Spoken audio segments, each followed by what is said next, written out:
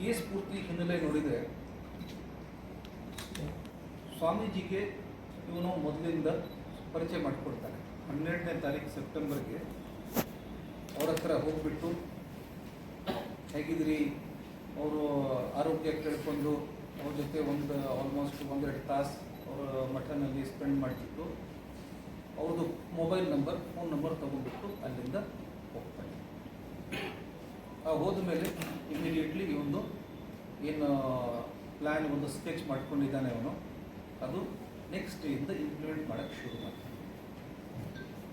13th ಮತ್ತು 14th number Swamiji ಅವರು ಏನು ತಗೊಂಡಿದ್ದಾರೆ ಇವನು, ಆ ನಂಬರ್ಗೆ ಫೋನ್ ಮಾಡೋಕ್ಕೆ ಶುರು ಮಾಡ್ತಾರೆ. ಆದರೆ ಬಹುಶಃ ಸ್ವಾಮೀಜಿ ಅವ್ರ ಮೊಬೈಲ್ ನಂಬರ್ ಮಠ ಒಳಗೆ ನೆಟ್ವರ್ಕ್ ಸರಿ ಇರಲಿಕ್ಕಿಲ್ಲ, ಅದಕ್ಕೆ 2 ದಿವಸ ಕನೆಕ್ಟ್ ಆಗಲಿಲ್ಲ. ಅದಕ್ಕೋಸ್ಕರ ಇವನು ಒಂದು ಪ್ಲ್ಯಾನ್ ಮಾಡಿಫೈ ಮಾಡಿಬಿಟ್ಟು ಕಲದಗಿ ಪೊಲೀಸ್ ಸ್ಟೇಷನ್ ಫೋನ್ ಮಾಡಿಬಿಟ್ಟು ಅಲ್ಲಿಂದ ಹೈವೇ ಪೆಟ್ರೋಲ್ ಇನ್ಚಾರ್ಜ್ ಯಾರಿದ್ದಾನೆ, ಹೈವೇ ಪೆಟ್ರೋಲ್ ಗಾಡಿ ಯಾರ ಹತ್ರ ಇರುತ್ತೆ ಅವ್ರದ್ದು ನಂಬರ್ ತೊಗೊಂಡ್ಬಿಟ್ಟು ಅವ್ರಿಗೆ ಈ ಒಂದು ಅಕ್ಯೂಸ್ಡ್ ಪ್ರಕಾಶ್ ವೀರಪ್ಪ ಅಂತ, ನಾನು ಒಬ್ಬ ಬೆಂಗಳೂರಿನಿಂದ DSP ಫೋನ್ ಮಾಡ್ತಿದ್ದೀನಿ ಅಂತ ಹೇಳಿ, ಭಾಳ ಒಂದು ಅರ್ಜೆಂಟ್ ವಿಷಯ ಇದೆ, ಸ್ವಾಮೀಜಿ ಅವ್ರಿಗೆ ಮಾತಾಡಬೇಕಾಗ್ತದೆ, ಕನೆಕ್ಟ್ ಮಾಡಿಕೊಡಿ. ಅವರು ಆವಾಗ 15th ತಮ್ಮೆಲ್ಲರಿಗೂ ಗೊತ್ತಿರಬಹುದು, ಅದು ಹ್ಯೂಮನ್ ಚೈನ್ ಆ್ಯಕ್ಟಿವಿಟಿ ನಡೀತಿತ್ತು. ಆ ಡ್ಯೂಟಿನಲ್ಲಿ ಇರೋ ಕಾರಣಕ್ಕೆ ಈಗ ಹೋಗ್ಲಿಕ್ಕಾಗಲ್ಲ, ಈ ಥರ ನಡೀತಾ ಇದೆ, ನಾನು ಡ್ಯೂಟಿಲಿದ್ದೀನಿ, ಆಯಿತು ಅರ್ಧ ಗಂಟೆ ಅರ್ಧ ಗಂಟೆ ಬಿಟ್ಟು ಅಲ್ಲಿಗೆ ಹೋಗಿದೆ. ಆಮೇಲೆ ಅವ್ರ ನಂಬರಿಂದ, ನಮ್ಮ ASI ಅವ್ರ ನಂಬರಿಂದ ಕನೆಕ್ಟ್ ಮಾಡಿ ಕೊಟ್ಟು ಆಮೇಲೆ ಸ್ವಾಮೀಜಿಗೆ ಮಾತಾಡಿಬಿಟ್ಟು ಬೇರೆ ಯಾವುದು ನಂಬರ್ ತಗೊಂಡಿದ್ದಾರೆ. ಸ್ವಾಮೀಜಿಯವರು ಬೇರೆ ಯಾರು ಶಿಷ್ಯನ ನಂಬರ್ ಕೊಟ್ಟು ಆಮೇಲೆ ಆ ನಂಬರ್ಗೆ ಮಾತಾಡಿಬಿಟ್ಟು ಅವ್ರಿಗೆ ಹೆದರಿಕೆ ಕೊಟ್ಟು 1 ಕೋಟಿದು ಡಿಮ್ಯಾಂಡ್ ಮಾಡಿ. ಸ್ವಾಮೀಜಿ ಅವ್ರಿಗೆ ಯಾವ ರೀತಿಯಲ್ಲಿ ಏನು ಮಾತಾಡಿದ್ದಾರೆ ಆ ಭಯಪಟ್ಟು ಅವರು ಅದೇ ದಿವಸ 15th ಸೆಪ್ಟೆಂಬರ್ ಸಂಜೆ 61 ಲಕ್ಷ ಅರೇಂಜ್ ಮಾಡಿಬಿಟ್ಟು ಬೇರೆ ಬೇರೆ ಕಡೆಯಿಂದ ಅವ್ರ ಹೇಳಿಕೆ ಪ್ರಕಾರ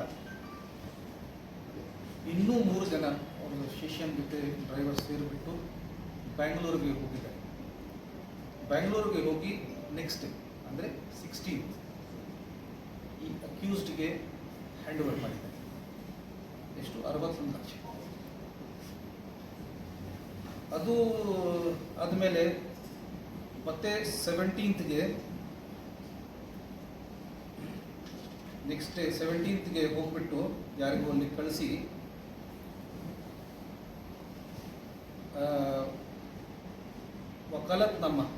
ಎರಡು ವಕಾಲತ್ನಾಮ ಅದರ ಮೇಲೆ ಸೈನ್ ತಗೊಂಡಿದ್ದಾರೆ. 2 A4 ಶೀಟ್ ಬ್ಲ್ಯಾಂಕ್ ಪೇಪರ್ ಮೇಲೆ ಅವರು ಸೈನ್ ತಗೊಂಡಿದ್ದಾರೆ. 2 ಬ್ಲ್ಯಾಂಕ್ ಚೆಕ್ ಅದರ ಮೇಲೆ ಅವ್ರ ಕಡೆಯಿಂದ ಸೈನ್ ಇಸ್ಕೊಂಡಿದ್ದಾರೆ. ನೋಡಿ, ಸ್ವಾಮೀಜಿ ಭಾಳ ಇಂಟೆಲಿಜೆಂಟ್ಲಿ ಕೊನೆಗೆ ಅದು ಅವ್ರದ್ದು ಕಾಮನ್ ಸೆನ್ಸ್ ಕೂಡ ಹೇಳ್ಬೋದು ಮತ್ತು ಅವೇರ್ನೆಸ್ ಕೂಡ ಹೇಳ್ಬೋದು, ಯೂಸ್ ಮಾಡಿಬಿಟ್ಟು ಒಂದು ಒಳ್ಳೆ ಕೆಲಸ ಮಾಡಿದ್ದಾರೆ. ಮೊದಲೇ ಮಾಡಿದರೆ ಇನ್ನೂ ಬೇಗ ಆಗಬೇಕಾಗಿತ್ತು, ಆ ಒಂದು ಸಿಚುವೇಶನ್ ಆಗ್ತಿರಲಿಲ್ಲ. ಆದರೆ ಇವನು ಕ್ರಿಮಿನಲ್ ಕೂಡ ಭಾಳ ಶಾತಿರಿದ್ದಾನೆ, ಅವನು ಭಾಳ ಪ್ಲ್ಯಾನ್ ಮಾಡಿಬಿಟ್ಟು ಒಂದು ಸ್ಕೆಚ್ ಮಾಡಿಬಿಟ್ಟು ಮಾಡಿದ್ದಾನೆ.